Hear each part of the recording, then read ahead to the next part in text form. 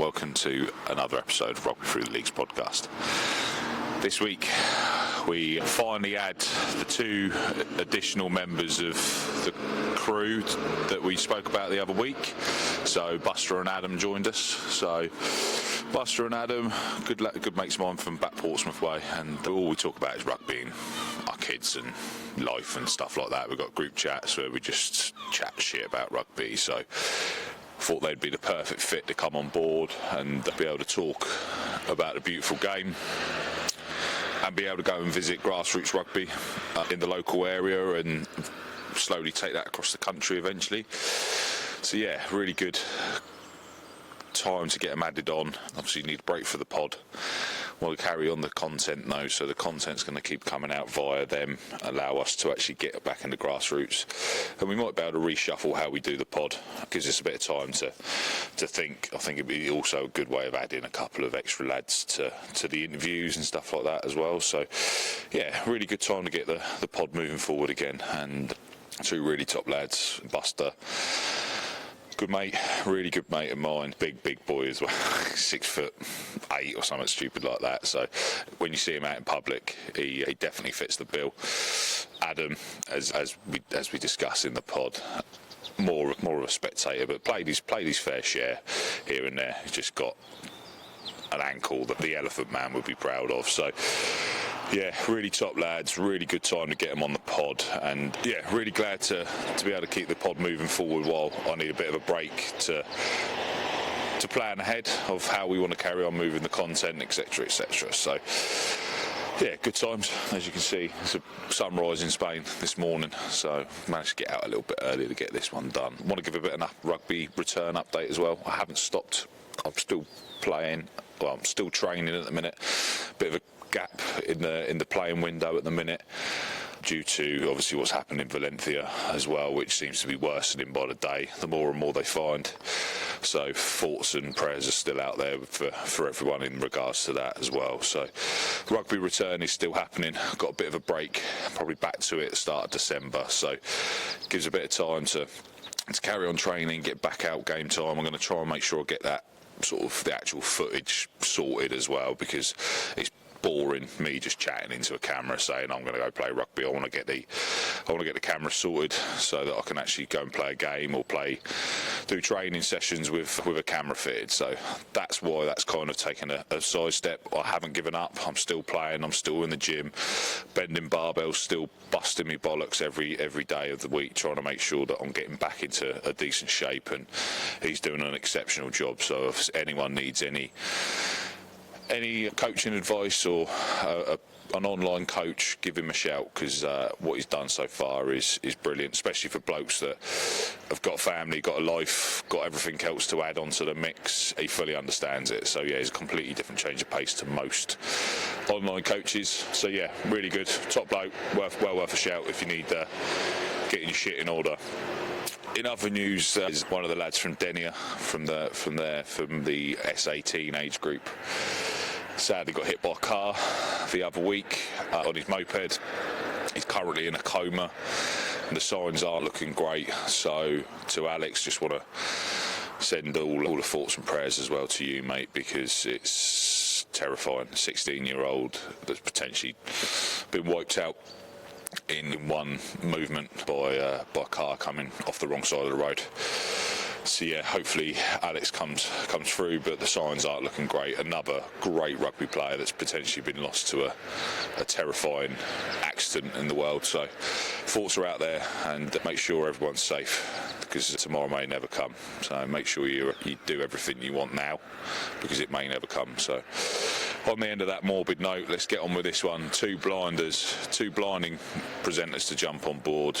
Two top quality blokes, love rugby, Bristol Bears fans, so I'm sure Bristol Bears fans will enjoy their opinions, and yeah, hope everyone else loves how the pod's moving forward. One of the last of the series. As we mentioned, we are venturing back out into grassroots rugby. We're going back to doing grassroots rugby days, and I've managed to talk these two degenerates into joining the team. Buster, Adam, do a little intro for yourselves, lads, and sort of say hello to everyone in the following and where we're going to go with the pod. Buster, do you want to start? Hello, I'm Buster. I'm Carl's mate. He's asked me to get involved. Quite keen. Me, Adam, and Carl do the old rugby days out 2 or 3 times a year. So that's pretty much all we talk about. To be fair, isn't it? Yeah, pretty much. And the kids. That's about it, isn't it?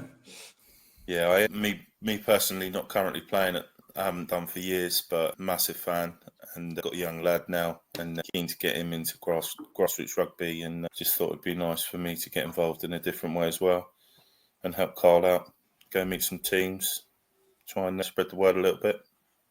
Because your lad's joined Portsmouth, isn't he? He's joined Portsmouth under 6s, only 4, but I'm trying to start him as early as possible. Absolutely loves it. You sent a photo in the group chat the other day, didn't you, of him piss wet through on his first proper wet training session? Yeah, it was his first proper character building one the other day. Absolutely hacking it down, blowing a perler. Yeah. Cancelled the Great South Run the same day because of the weather, but I think that just testament to grassroots rugby, and rugby goes ahead when everyone else gets rained off. So things like I said, there's a bit of character building in it, and actually, I think that was his most enjoyable session yet. He loved it. So I bet. Sort of said to me, "What if I get soaking wet through and covered in mud?" And I was just like, "We've got a bath at home, haven't we?" Yeah, exactly. Yeah. Or at least a hose in the garden to wash you down. But well, that's what happened to me when I was a nipper. When I used to come home, my mum used to strip me down and hose me down in the garden, but he didn't get that treatment. Lucky man. Go on then, Adam. What we got from you, mate? Yeah, so as Carl's mentioned, my name's Adam. Don't play very often. I haven't had a particular stellar career playing rugby. It's games here and there. Still have the odd one for the vets every now and again, although that's been a while. I always see myself as more of a spectator than a player. But yeah, so the opportunity to jump in with these 2 lads and get down and still be around the game, particularly at the grassroots level, is one I couldn't turn down. So very much looking forward to getting involved. Must be quite hard for you to still try and play with an ankle like yours as well. Yeah, absolutely. It is one of the limiting factors. You two have you can bear testament to just how bad my ankle gets. And anything like it. Merely just being out on an all-dayer at Twickenham, the swelling is quite obscene. So imagine when I'm trying to run around the pitch for 60, 70 minutes. It's like the Elephant Man, just with one ankle, though, isn't it? Yeah. So I think most teams, if I turned up with that, they'd turn me down. Just put you straight on the injured list. Absolutely, yeah. But we've also got Adam's granddad who sort of pottles around with us as well as part of the group, doesn't he? So the Jackal is well renowned, known as the Jackal. Yeah, the Jackal. He might even be making an appearance in the sort of the first grassroots game that we've got lined up as well. He's an avid rugby fan as well, top bloke, and top gardener. He is. Been enjoying his allotment produce all year. He drops it around for me and the kids. Yeah, top man. Yeah. He lives and breathes the game. I mean, there won't be a day goes by that he doesn't drop me a message about one of the games coming up at the weekend or what's going on with the Bristol Bears. Yeah. You name it. And not only that, he can go point for point with us lads, kind of on a full day out at Twickenham at nearly 80 years old is quite remarkable, in my opinion. He's a geezer for that. Yeah. Obviously, you boys both Bristol Bears fans as well. We've been to a few games recently. Opinion of the season so far, lads? They've not done too bad. I think the season's wide open, really. Yeah, it seems to be sort of 4 teams flying at the top of the league, didn't there? Bristol being one of them, playing some beautiful, expansive rugby. They've also, I think the biggest thing that's changed this season is they're fronting up defensively, aren't they? Yeah. And not afraid to play it from their own half. Great to see. I think I was reading as well, they're well under the salary cap, so the system they've got in place for bringing the younger guys through sounds like it's working quite well. Yeah, a few of them have fronted up, haven't they? They've been called upon. There's been quite a few injuries early in the season. We've seen a few of the younger lads step up, and I see they've been chucking some wedge about, and they're trying to get a world-class 10, but not sure who they're going to get yet. There was apparently an offer for Marcus Smith, wasn't there?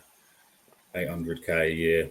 but allegedly he turned it down. I can't see it. I'm sure Quins will be able to do something around that. He's not going to go to Bristol. He ain't going to go unless he goes Sarries, but that's the only team that's going to be able to chuck that sort of money at him, unless he goes to France. But he's not going to sacrifice his England career for that.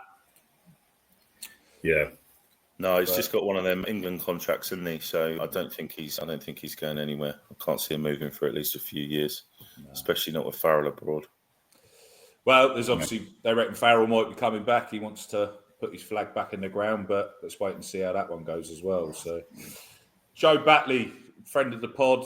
Obviously, you guys big fans. I saw the messages in our group chat the other day. Batley for England. He's obviously he's been overlooked again in the option of Ted Hill. Love to see it.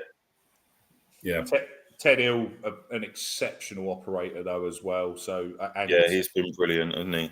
And Joe also said that he was tipped to be there for the summer internationals. So how good has Joe got recently? I mentioned it in the pod with him that obviously he's sort of gone through the gears, and I think this season again he's managed to really probably put himself in the shop window again.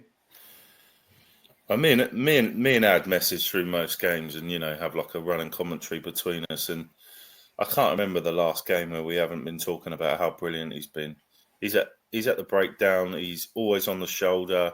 He's clearing boys out. He's chopping boys down. He's mustard, isn't he? Yeah, we almost take him for granted now. I think team player. You'd love to have him on your team. Yeah, and it's just for me. The other thing is he's got that kind of talismanic aura about him. Even when a try goes over, he's up there. He's geeing up the fans. Just love to see it. You can tell he'd be great to play with. I think that's helped as well. When I spoke to him as well on the pod, he said that he's sort of been able to take a bit of ownership around the line-outs and the pack. And I think that's probably brought himself out of himself as well. I think he's obviously been able to really push forward. And we went to see, Bristol Bath a couple of years ago, didn't we? Yeah. He wasn't in the team at the time, but that was just after the sort of the COVID season, and where you guys were playing exceptional rugby. Everything was off a line out, would be basically over the try line. And we went to the Bristol Bath game, didn't we? And you guys couldn't make anything stick. No. And there was a good year or so where that was pretty much probably your weakness. It went from your strength to your weakness at Bristol.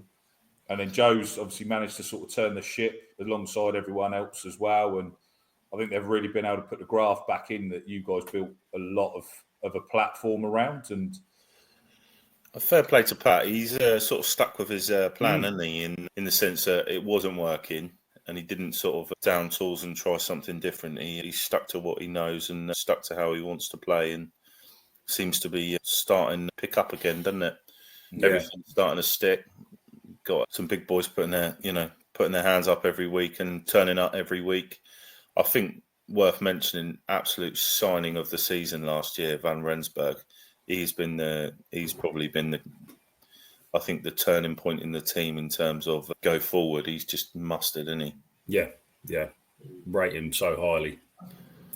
But yeah, for me, like the turning point seemed to be last season. We had tickets busted, didn't we, to go watch Bristol versus Bath at the gate? Yeah. And I think you and I beforehand were just hoping it was going to be a respectable scoreline. We weren't going to get beat by. It wasn't going to be a cricket score, and that seemed to be the turning point. There was an interview with Pat saying about playing the Bears' way, and it stuck, and they had a relatively. We took our boys up as well, didn't we? Had my did. little nipper, had your nippers, and Barry the Jackals there. Yeah, 100-point game. I lost my voice. 100 was it 101-point game, something like that? Yeah, something crazy. We're absolutely spoiled, weren't we? I think I embarrassed both my boys with me jumping up and down, but brilliant day out. They loved it. Good to get the boys along to games like that, isn't it? Did you manage to fangirl with any players, Adam? Do you know, I don't think we met any that day. So I managed to maintain my dignity. Yeah. No. Obviously, I text him before every game to wish him luck, and he does the same for me for my odd turnout for the Vets. So, but no, I know what you're referring to, the Callum Sheedy incident, aren't you? Yeah. Yeah, what at Twickenham? Yeah. Yeah, you remember when I coolly strolled up to him and said, "Excuse me, you wouldn't happen to be Callum Sheedy, would you?" After I pointed it out that it was the Callum Sheedy. And turned into a 12-year-old girl for about Yeah. Not my proudest moment. Was that the day that you brought your bag for life as well to You know, the day out? I was about to mention that. I was going to say I wasn't exactly painting myself in glory that day, was I? But it was practical usage, beers on the train, and then And then we actually needed a bag afterwards. I know, and I'd already binned it. You'd already binned it in shame. I was so embarrassed. Yeah. Wish I had a carrier bag right about now. So obviously the pod, you guys have been following it from the start, and obviously when I had the idea, sort of dropped the message to you lads. And what's your opinion of how it's sort of grown, and where can you see obviously you guys getting involved, and where we can sort of take this pod as well? Because I think there's been some really good responses, and I think there's being able to get out to the grassroots rugby stuff was a really good aspect in the summer, and I think being able to keep going like that will really help grassroots rugby as well. Yeah, I love it, mate. I think you're doing a great job. I know obviously you've done a lot of stuff out in Spain and speaking to like the European guys and the RGs and stuff like that. And I am, in terms of in the UK and in England, me and Ad getting out and about and go and do some grassroots stuff. I think it's important to try and, give the grassroots teams a little bit of a voice. Even just from conversing with the guys that we've set up for the next few episodes, it seems like everyone's got like a bit of a message they're trying to get out there, but seems to be a little bit unheard. And I don't think, in terms of, say, rugby against football, there's nowhere near as many platforms for the rugby teams to get their message across. And I also think, like, speaking to the Tri-Services guys the other day, I mean, just like common message around who's able to get involved and things like that. People overlook it just because they think that you have to be service personnel to get involved. And, they try and push these messages out there, but I don't think they really get heard, do they? There's not a massive platform to show what goes on and like see the behind the scenes stuff in the clubhouse. And, it's more of a community game, isn't it, rugby? It's not necessarily just to turn up, do your 60 minutes or however long you get to play and go home. It's, meeting up beforehand, getting to know the lads, going out for beers afterwards and making new friends. And, one club ain't 15 guys, is it? One club's usually 30, 40, 50 guys. So you open yourself up a whole new community. I think it's good to get that out there. And I think we'll see some surprising stuff. I like to think that hopefully we can get a few more people involved and give the people, some people that may be sitting on the edge with going and getting stuck into a team sport, maybe give them the confidence to actually go and do it. Yeah, I think that's one of the biggest things is to try and make sure we get people back into rugby as well, because there's so many that we lost after COVID, and probably people don't realise that a lot of these clubs are available. And as you said, one of them that we're speaking with is US Pompey, and they've got the sort of the services badge over the top of them, and a lot of people probably think that they can't go and play for them because they're not in the services. So yeah, it's trying to break those messages down as well, and we're trying to obviously finding some clubs that have now managed to find a home as well, which will help massively getting that message out, because I couldn't imagine not being able to have a home to cut in as a rugby pitch and a clubhouse that you can go to. And like we've got that problem out here in Spain. The club that I'm president of, we haven't actually got a proper ground. We've got a couple of places that we can train, and we've had to resort to basically merging with another team up the road to just give us a home ground for a few seasons while we try and resolve the rest of the issues. But it's a big barrier to break down, and a lot of places aren't fussed by rugby. And the home of rugby is where we want to try and push that out and make sure that these clubs get to see it. And obviously, Adam, so Buster, you're sort of located Pompey way, ain't you? And then Adam, you're sort of Farnham, Camberley now? Yeah. I'm in a place called Deep Cut, and it's just outside Camberley. Yeah. But if I could highlight a point that will emphasise what Buster's saying there about the game, Barry the Jackal was down at the South Sea Nomads the other week, where they're currently based at the RMA club. Yeah. And of course, not a lot of my family are into rugby, but my grandparents are. Now, they come into the clubhouse after the game, everyone's having a laugh, everyone's having a beer. And a few people my granddad was there with said, "How nice is this? How good is this atmosphere?" And he said to them, "This is what it's about." Obviously it's about the game, but it's also about this after, the socialising, the interacting, the two teams coming together and having a beer and having a laugh. Yeah. And, these are people, who are big sporting fans, love football, love boxing, but don't know what rugby's about at its core. And if we can shine a bit of a spotlight on that through this, then all the better, because we know how good this game is, don't we? And if we can share that with other people, then brilliant. 100%. So we've obviously, off the back of my rally cry the other week on the Grassroots Rugby Review, we've pretty much managed to secure a schedule up till Christmas now, haven't we, gents? So the 16th of November, Buster, it's you're going to be your first game you're going to. Can you let us know who you're going to see and where we're going and what the plan is? Yeah, so 16th I'm going to see the Nomads, South Sea Nomads. It's escaped me who they're playing. Hold on. Lymington Mariners. Lymington. Yeah. Yeah, so we've had a little chat with them, and as we've already referred to, they're struggling there for a sort of a home ground. Well, I think that's it now. I think that's now their home is finally the RMA. That's the only place they've actually managed to put their own posts up. But yeah, good. So they've secured it now. Yeah, it's all secured. It's just a case of they haven't got like a ground like if you go to Portsmouth and stuff like that and the surrounding areas. But that's as good as they're probably going to get for the foreseeable. They've basically been borrowing pitches. I think one of the pitches was behind, where Southsea Fair was. Yeah, You know that bit that's been redeveloped. That was one of their grounds. I think they had another one somewhere. They'd literally had nowhere. It was changing sort of every season for a little while. It was a bit of a mess. So the RMA is probably the closest that they're going to get to a proper ground in Southsea, and obviously puts money back in the RMA club as well afterwards. So I think it could be a marriage made in heaven for a little while. That could be good, mate. They've got quite a rich history as well, haven't they, the Nomads? Yeah. So be keen to learn a little bit about that, share a little bit of information, try and get some sort of days and dates for join-ups and get the word spread amongst sort of Portsmouth and Southsea and the surrounding areas. Just looking forward to get stuck in, really. I haven't done anything like this before, so I'm sure it'll be a little bit rusty, but I think it should be well received. So yeah, looking forward to it.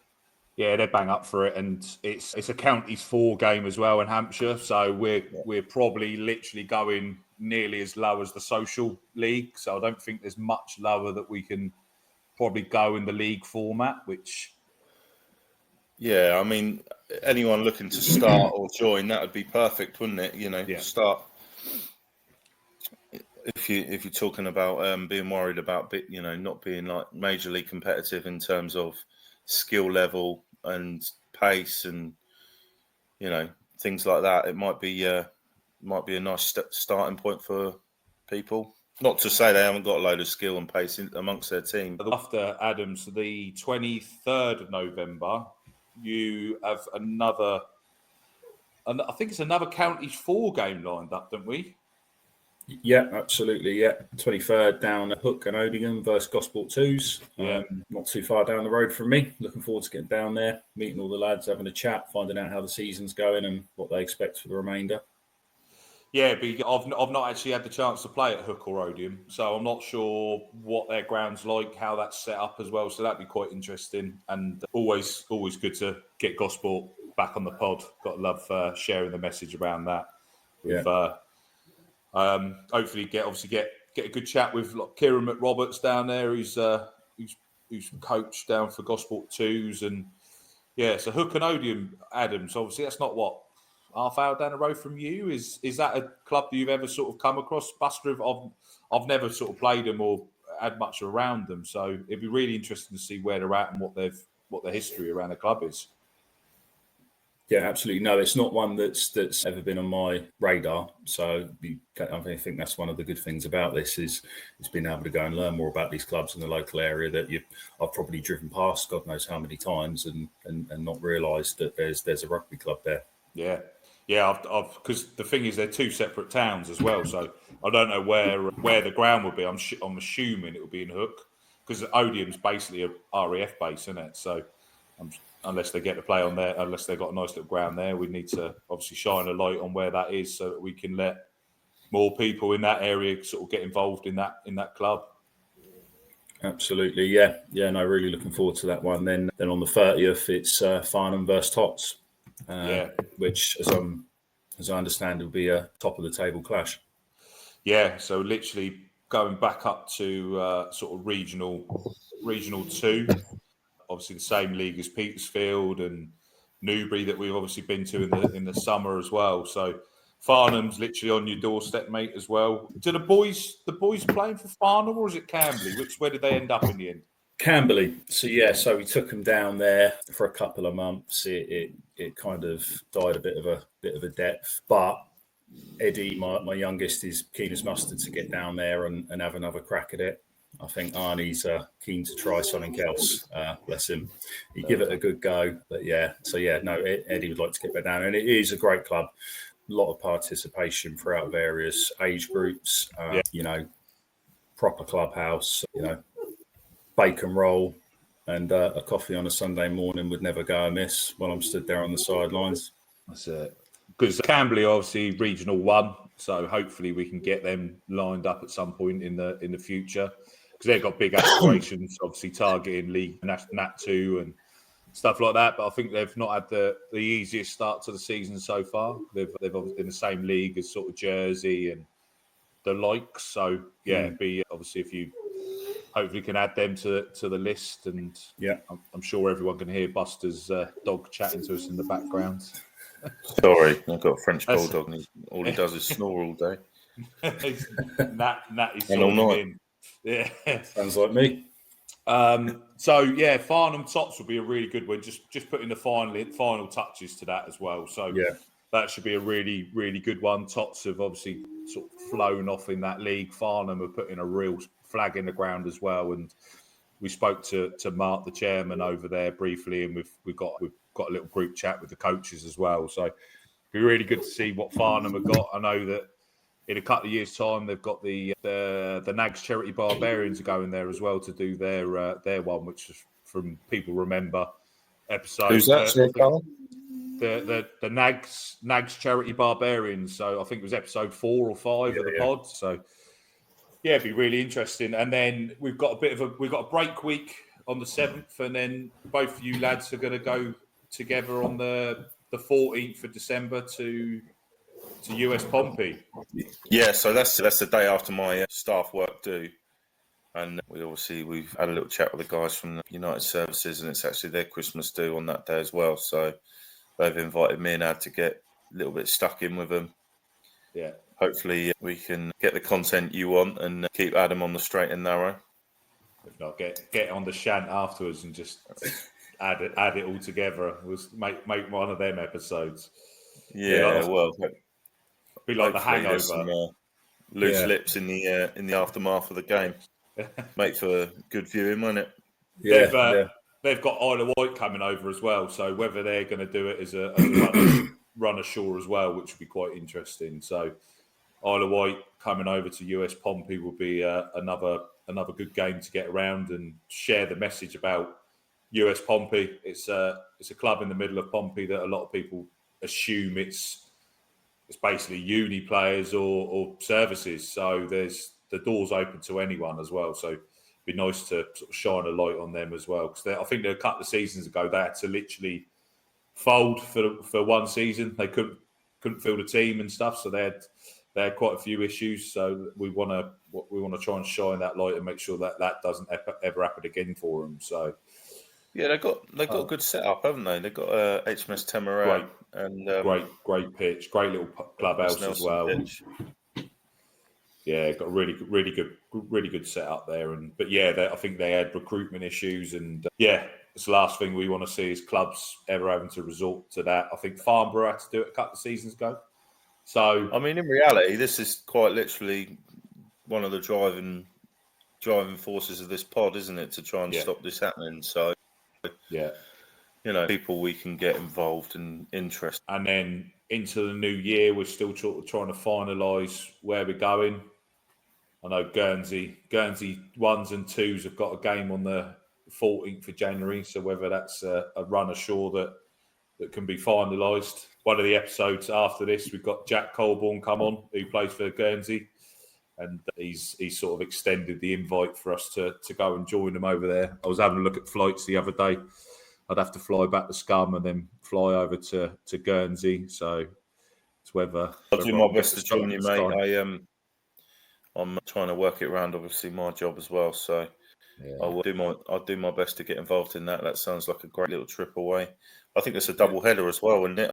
It's the double header. So Guernsey 1s or Guernsey Raiders are playing Havant in the Nat 2, and Gosport 1s are playing Guernsey 2. So yeah, be a really good run ashore. Obviously, as I said, Jack Colborne come on the other day, and he's already speaking to some of the lads over there. So if I can't make it back, we hopefully one of us or two of us or maybe even three of us can make the trip over there, because that'd be a really interesting one. Obviously, potentially a shant afterwards as well could be well warranted. Yeah, I caught the home leg of that game. A few weeks back. Really good physical game. I mean, Guernsey came away with a bragging right, so it'll be interesting to see if Havant can get over there and get their revenge.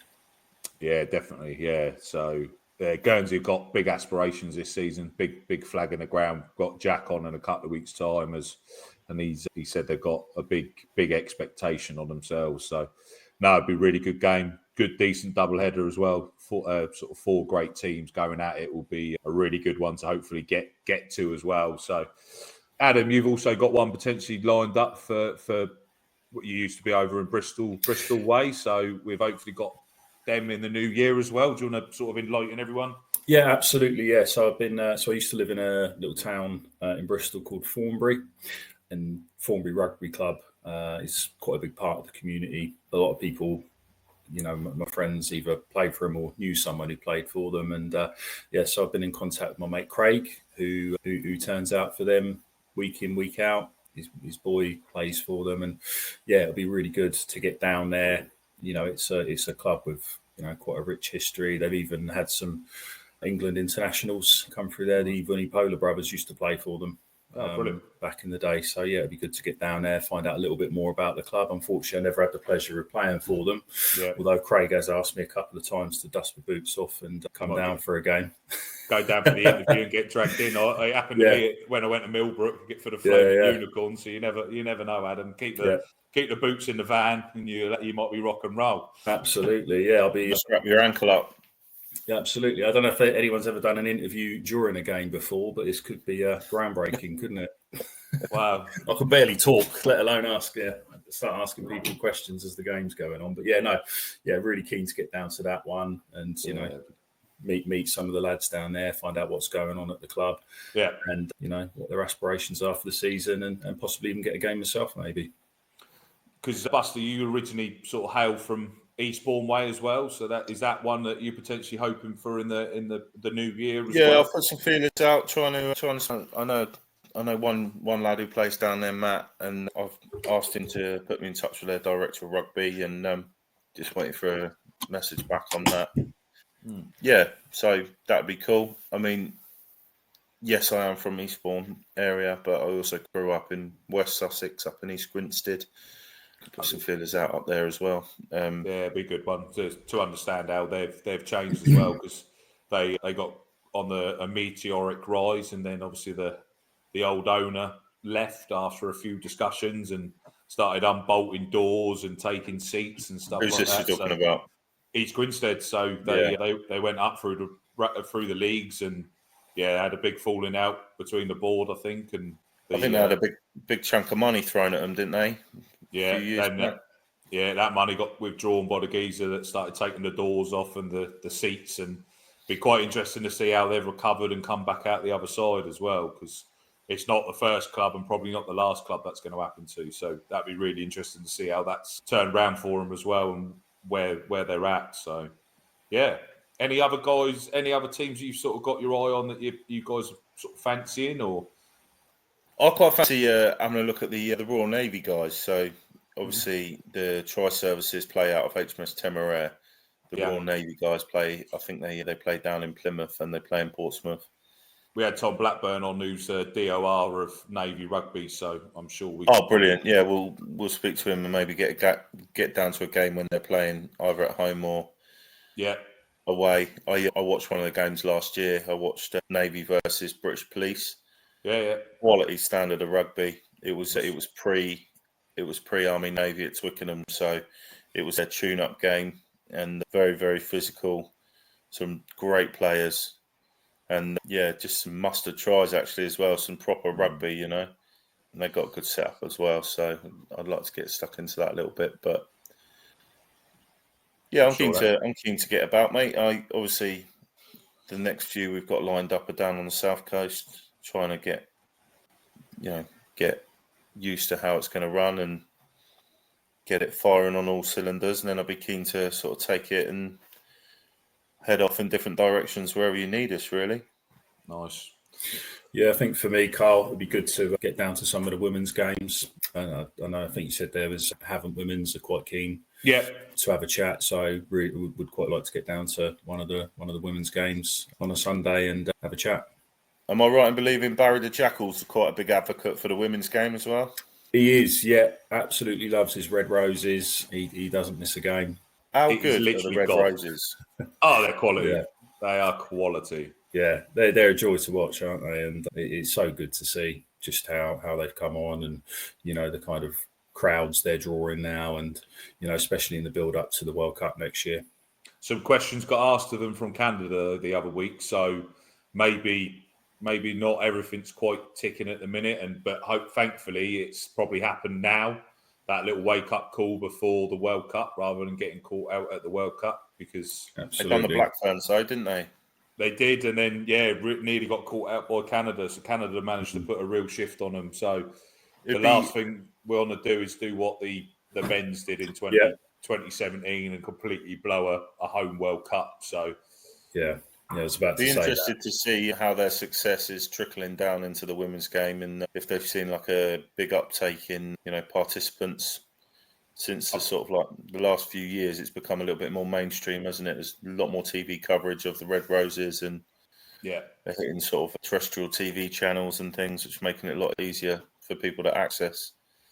Previous guests on the pod have obviously been part of the women's game, and real big advocates have all sort of said there's been a real upturn. I think Havant Women's have got 55, 60 turning up to training on a Tuesday night at the minute. So that's unreal. That's really unheard of. But there's a few. Millbrook we went to the other week, I think they've got 45 on the books now, something like that. So, and they've only just sort of formed. So, it's a really, really good turn. I think this is the year that it probably booms again if we can get a home success in the World Cup at home as well. Same as what happened in 2003.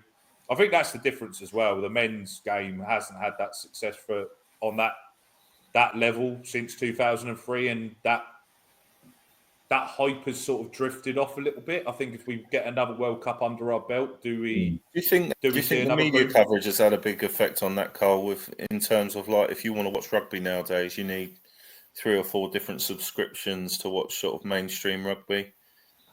I think it's completely lost everyone. Like I managed to watch as much as possible, but if you're playing or part of coaching or you're part of the game, most of the time you're at a game or playing a game when the other games are on. So I was speaking to someone, they've gone to Toulouse this weekend, I think it was yesterday, so the 28th or 27th.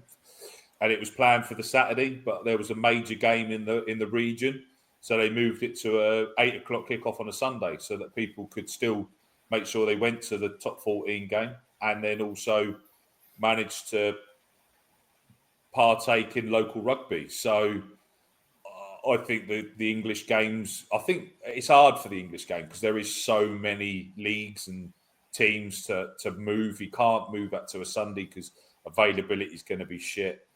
But do you play in the morning? Do you do the Saturday dockyard football leagues and stuff like that? Do you do a Saturday morning so that lads could still get back and go and watch up to Fratton Park or up to go and watch a game? It's a hard one, but I think there's so many traditions in rugby that we get stuck in that bubble. And then I had a message through the other day from Rugby Europe.tv, the website. They're on about now moving that from free to potentially a paid platform as well. So you basically then potentially lose all of the coverage of the tier 2, tier 3 developing nations in Europe. Yeah, for them to make it as a paid platform. And to be honest, they probably don't get major turnout as it is on a free platform. So putting a premium over the top, is that going to really completely turn people off? I don't. Well, this is it. It's made it so much more difficult for the non-rugby fan to stumble across it now. If everything's behind a paywall, if everything needs a subscription, you're not going to be flicking through the channels and see it. No, and I mean, you really have to love rugby to sort of pay some of these subscriptions, especially sort of 90, 100 quid a month, I think it is 90 to 100 quid a month now to watch every platform. And then, like even the major platforms, they got games they miss, so they get put back to like PRTV, and you've either got to pay a one-off on that, or you've got to pay a monthly subscription on that, and then all your other sort of like information platforms, Rugby Pass and things like that. Well, the autumn internationals have been put onto. It's not on Amazon now, is it? It's on Discovery and. Yeah, I think Discovery's linked to BT Sports, isn't it? Something like that. So yeah, they've changed it. It's not consistent. Like you can't just. No. Which I get. They've got to pay for the rights. They've got to pay for all those sort of stuff. So I 100% understand that. But putting autumn internationals up for tender and this and that, I bet they'll only cover the certain games as well. You won't be able to. Like Spain are playing Fiji on the 16th. I'm going to the game. But you probably won't be able to find it. It won't be on any of the other platforms. And that could be, what a game that could be. And Spain are playing Uruguay in Madrid, but it's not at one of the main stadiums. So 100% guarantee that won't be on a platform for anyone, for you guys to watch back in the UK or anything like that. But we saw how exciting Uruguay were in the World Cup. They get to play a very exciting team in Spain. And we don't get to see it. Then we've got Spain, Fiji. Everyone loves watching Fiji. That probably won't get put on. And then you've got Spain, USA as well, which is going to be another great game in Madrid. But that's probably not going to be accessible without having to go through many hoops. I think Portugal also missed a gap as well. So Portugal have got USA. I think it's this weekend or next weekend. And they didn't confirm until mid last week where the game was actually going to be played or at what time. So no tickets were up for sale. Nobody knew where it was. And Portugal missed out on probably loads of people taking that opportunity to go watch Portugal, USA. Yeah, I mean, they still would have possibly had a bit of buzz around them after their World Cup performance. 100%. There's some heavy hitters in both them teams as well, isn't there? Quality game against two great sides that want to really probably put themselves back in the shop window again for the next World Cup, and you miss an opportunity of getting that on a platform. Yeah. Like it's just rugby's just poor effort a lot of the time, and it's really, as you said, Buster, you've hit the nail on the head. You've really got to love the game just to tolerate the bullshit that you've got to deal with just to find a game you want to watch. You can't stumble across it on Channel 4 or More 4+1 or all that sort of bullshit channels that if they were on, people get stuck on them. And then next thing you know, one of the kids might walk in and end up saying, what's this? And then it's another person that we might get into the game. But yeah, a lot of work's got to be done around pushing it. And selling the naming rights of Twickenham's not going to change that. No. I think was it Dara you had on the other week, Carl? He made a really, really good point when he said increasing revenue. Yeah, it's going to come from interest, not just putting up, not just hiking prices. No, it's there's got to be a better way. I think a lot of it's they're just brought in accountants and economists to make sure that the balance sheet looks right, rather than finding the root cause and the resolution. Yeah, totally agree. That doesn't project very well forward, so does it? When there's going to need to be an uptake in sort of number of people going forwards. Otherwise, if it's not going up, it's going to go down, isn't it? So, quite right, yeah. But every club that we seem to speak to at the minute has got a really high uptake of sort of the mini and youth teams at the minute, which is really, really good to see. Yeah. It's just how long can you keep them interested for? And Dara, as you said, was on the other week, Adam, and I was speaking to him about that, and he said he'd gone down to the mini and juniors and stuff, and you actually ask them about the rules of rugby, that none of them have got a clue because they don't watch the game. They're down there just to be involved, and there's not. And then I had Jack Colborne's come on in a couple of weeks' time. We did the interview with him the other day, and he said he went to New Zealand for 5 years. He said that kids at 3, 4, 5 years old are speeding passes 20, 30 yards. Yeah. And then when they get to 8 or 9, that's when they start playing the proper. But they can already pass 20, 30 yards at the age of 4 and 5. Whereas we're just teaching kids to catch at that point, and if they can figure out how to pass it backwards, it's like they're getting an England contract. It's like to your point about New Zealand, my father-in-law is a Kiwi, and spent the first part of his life out there, of course, and you're basically born with a rugby ball in your hand. That's all they did as kids outside school. They'd be running around bare feet playing rugby. He would regale me with the stories of what it was like over there playing, and if you asked, in his words, if you asked any young lad at the time, this was probably back in the 60s, what do you want to do when you grow up? I want to play for the All Blacks. Oh yes. The thing is, the game's like football is the game here, and in Spain, and in New Zealand it's not. So like their version of footy is NRL and all of that sort of stuff. So they've got the captured audience, whereas we're probably in England, and in Spain, probably rugby's third or fourth choice game now. Yeah. Probably sits behind cricket and... Cricket, football's obviously top. You've got cricket. You've probably even got some people... Boxing, F1. There's other stuff that people are probably more interested in than... But look though, Carl. But look how much some of those games have come on in the last 20 years. Like darts, and cricket. How much more participation there is in that, and all the excitement around the 100 and the T20, the darts. I think it was Barry Hearn, wasn't it? It's turned it around. Look how many people go to watch that darts. You got the Premier League, so it goes around the country and stuff like that, and. I think the gap in the Premiership in rugby doesn't help including people across the UK. Yeah. It's too widely spread. There's too many gaps. Yeah. But we've obviously discussed this many times, and there's probably many more times that we can chunder over it while this pod ticks along. But one other thing that we want to probably run through, lads, is one of our other sort of side enjoyments to the game is our fantasy league tie-ups. I haven't seen one for the autumn internationals yet, so I don't know if we've got one. I haven't seen a sort of a fantasy one for that yet, but I had a look as well. I couldn't see one yet.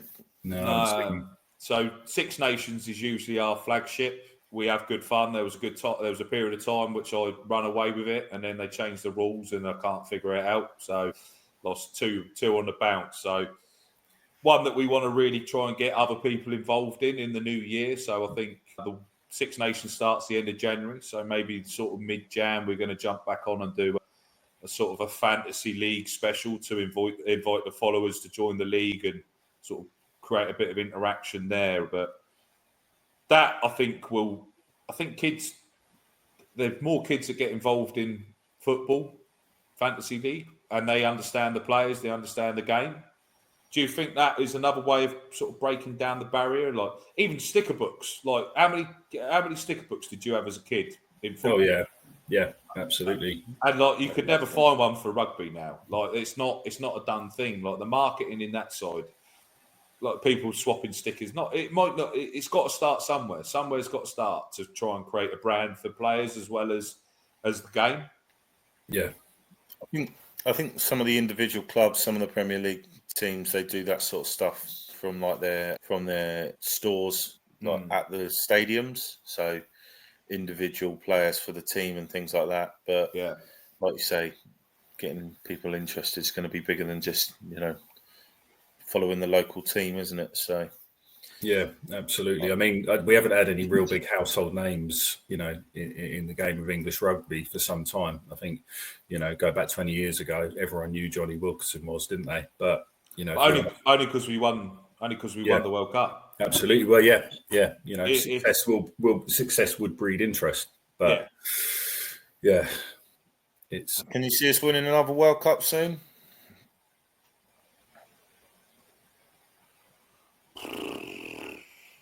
No. There's a deadly silence. Don't feel like it at the moment, does it?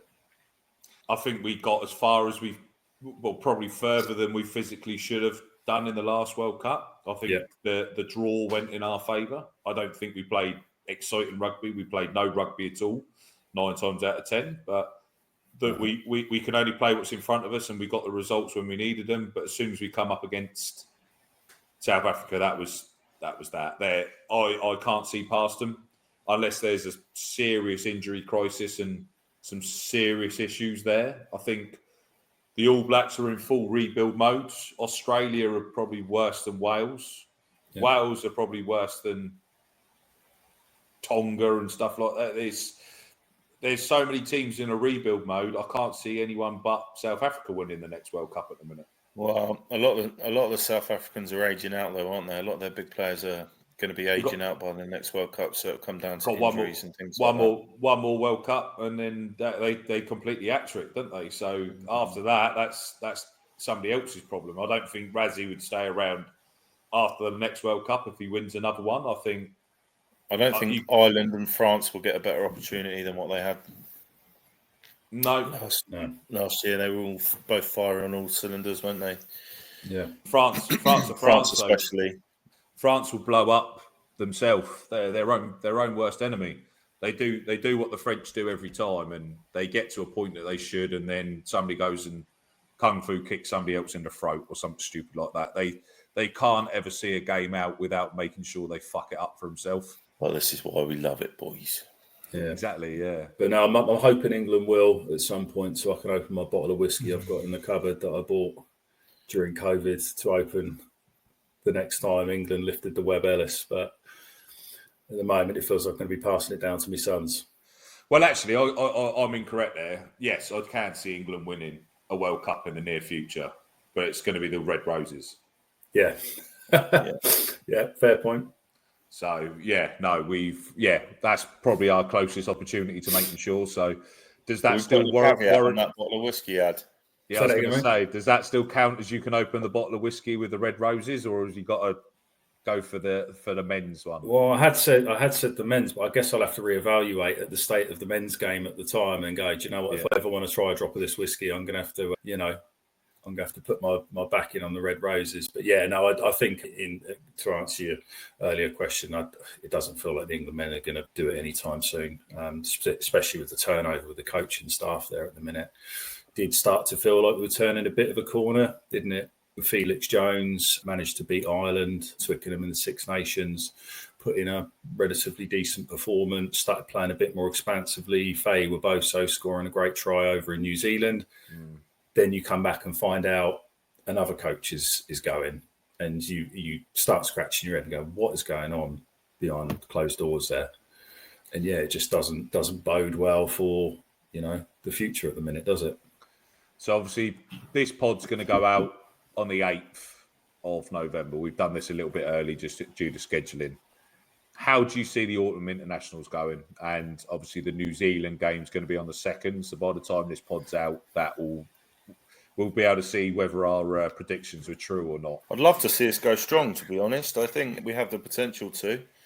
The England boys seem to be spending, quite a good amount of time together. I think they're having quite a good camp, quite a long camp before these international games. Yeah.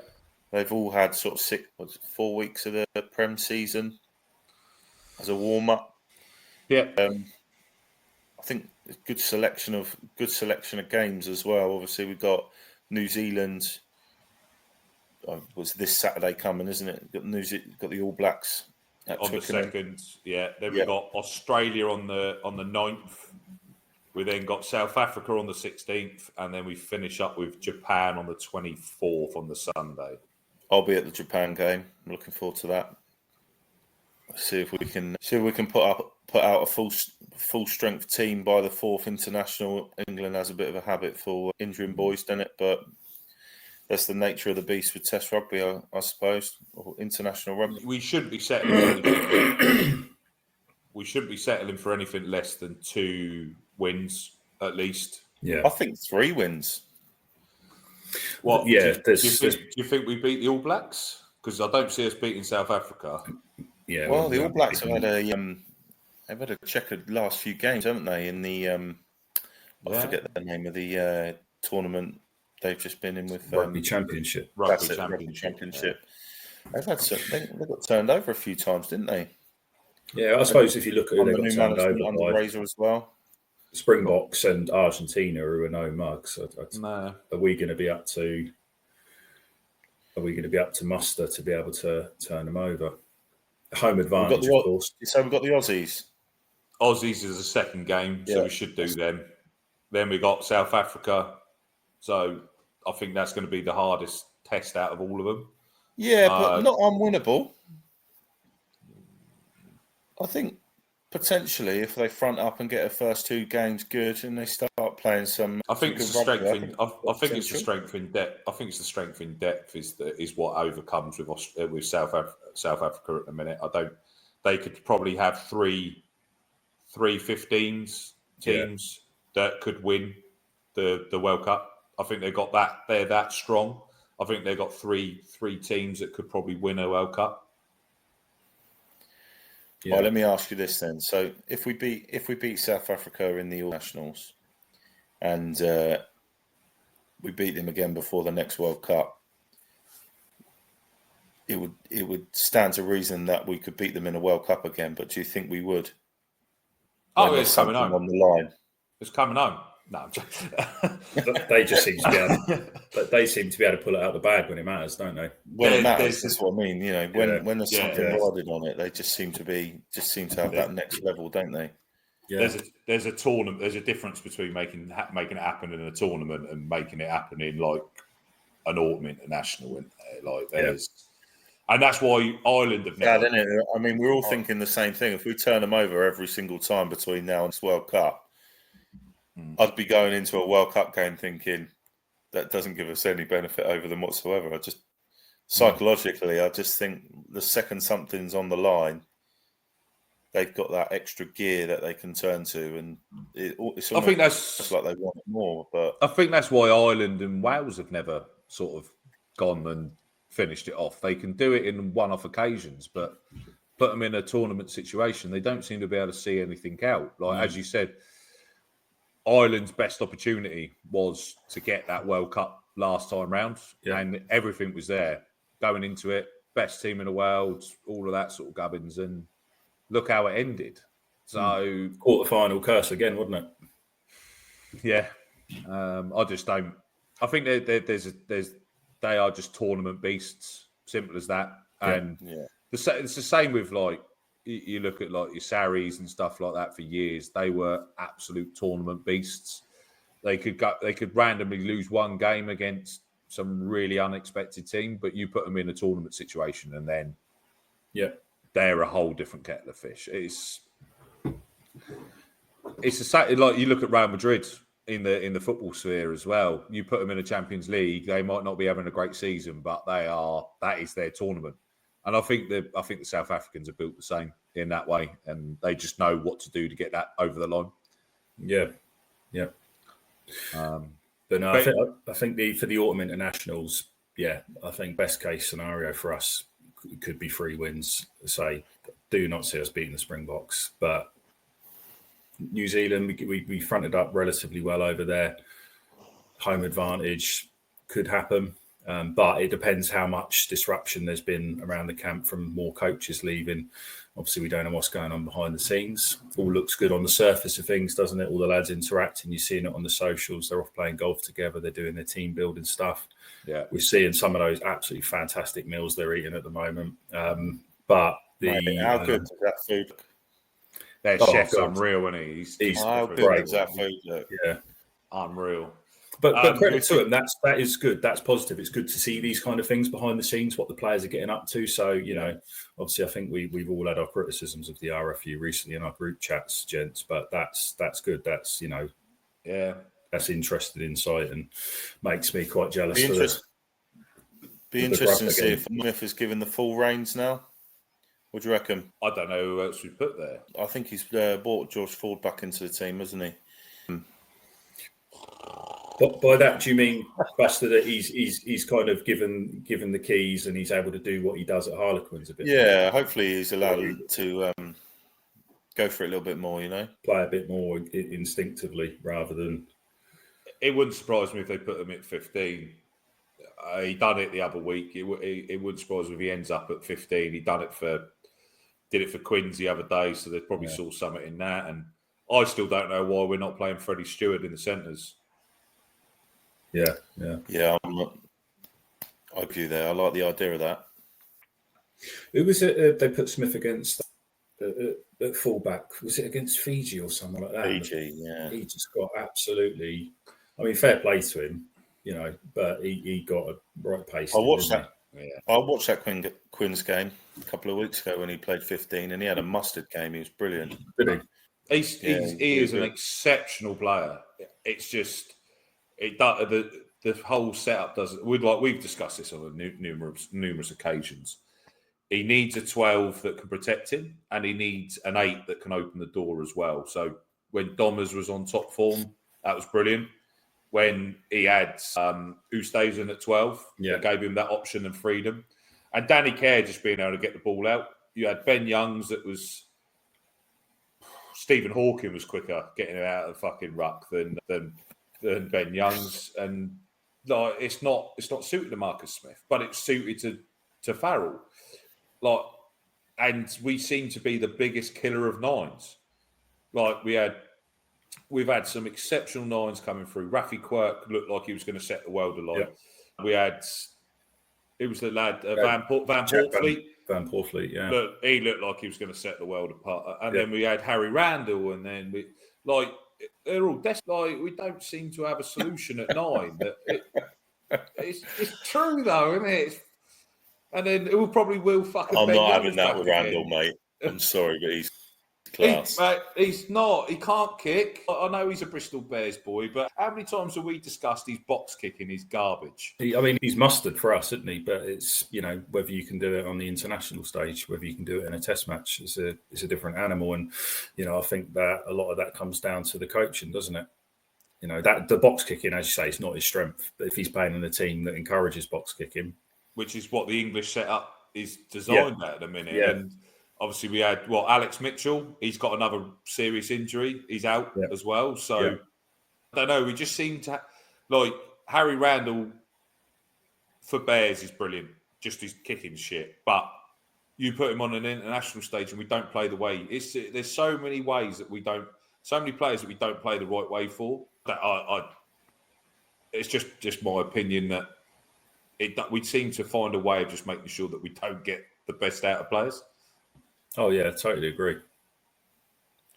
Absolutely. How many players have we been excited about finally getting the call up after God knows how long of us going? Oh, it would be good to see. And then it doesn't come to anything. I think that's one of the biggest things that we discuss in it.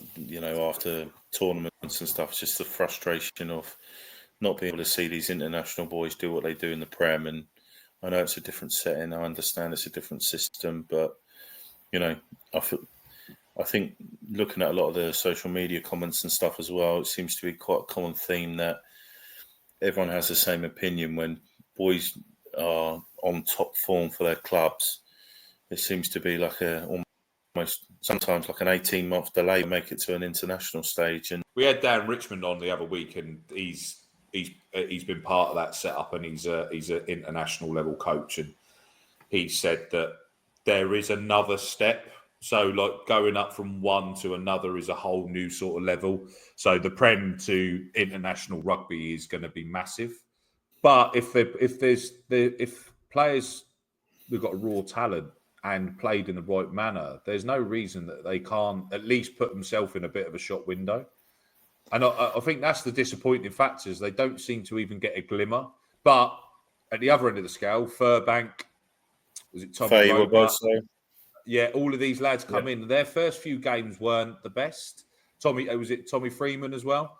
They've all come in. They didn't look great, but now they've pretty much secured themselves a spot, and they've looked really good for England in the last run out. So does it take that period of time? But how long do you give that before you start wondering how long the cycle's going to run for? And why can't these other players get that opportunity?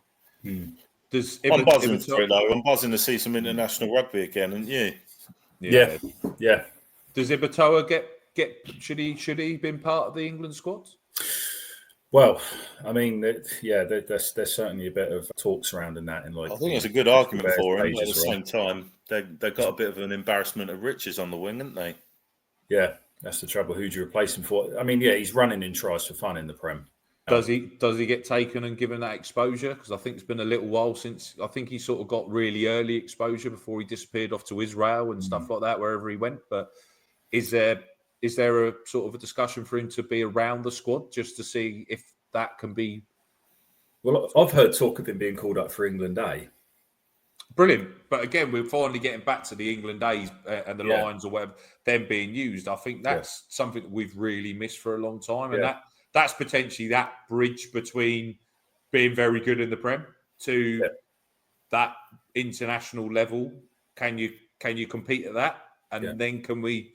And I'm really glad that that's sort of coming back. Is it the Saxons or the Lions? Or? Yeah, it used to be called the Saxons, didn't it? I think they're just called England A now. Right. Yeah. Either way, I think that's a real positive, and I think that's something that we've missed for a very long time. And that will give a lot of players the option to sort of put themselves in the shop window as well. So 100%, yeah, absolutely. No, I think it's a really positive thing. They can kind of get that call up.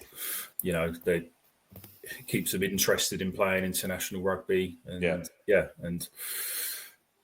mean, I hope he gets the call up. I mean, obviously, I'm somewhat biased being a Bristol supporter, but he's absolutely mustard at the moment. And really, as English rugby supporters, we want to see that team do well, and the only way to do that is to call up the best players. Yeah, you won't know unless you try. Like the likes of like Caden Murley sitting in the wings, and there's a few. He's just come back from injury. Come back from injury, so it'd be good to see Caden Murley get 100%. It'd be really good to see him get sort of blooded in on that as well, because he's another lethal finisher. In a England A game as well, something like that. Yeah. So he's definitely name amongst it. It's a shame you don't see lots of Henry Arundel players like that. I think there's something more fundamentally wrong there where he's gone to France. There's a bigger situation there than him being picked. I think there's a bigger situation there that I don't think probably is going to come to light at any point. No, lads, gone in. What's your scores for the New Zealand game? Ready for this one to come out? What do you reckon?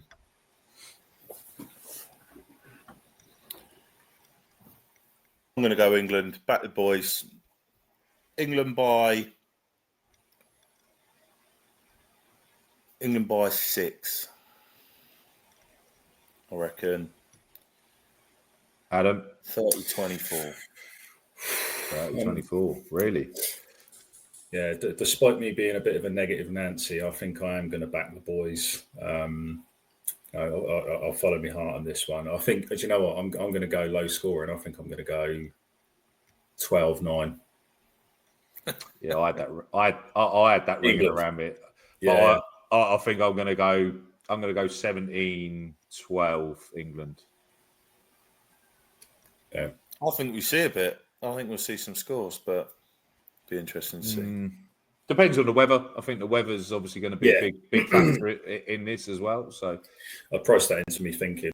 it's either going to be up the jumper. I think there's going to be potentially lots of kicks missed as well. Depends on the weather as well, but should be a good one. Lads, been an absolute pleasure getting you on, and obviously this is first of probably many pods that you guys will be able to jump on in the future as well. Obviously we've got the rugby fantasy lined up for January as well, so get you guys. I think we've got a couple of other special guests lined up to jump on and get everyone involved. But thanks for your time. Welcome to Rugby Through the Leagues, and we push forward and carry on growing the pod and sharing the love of the game.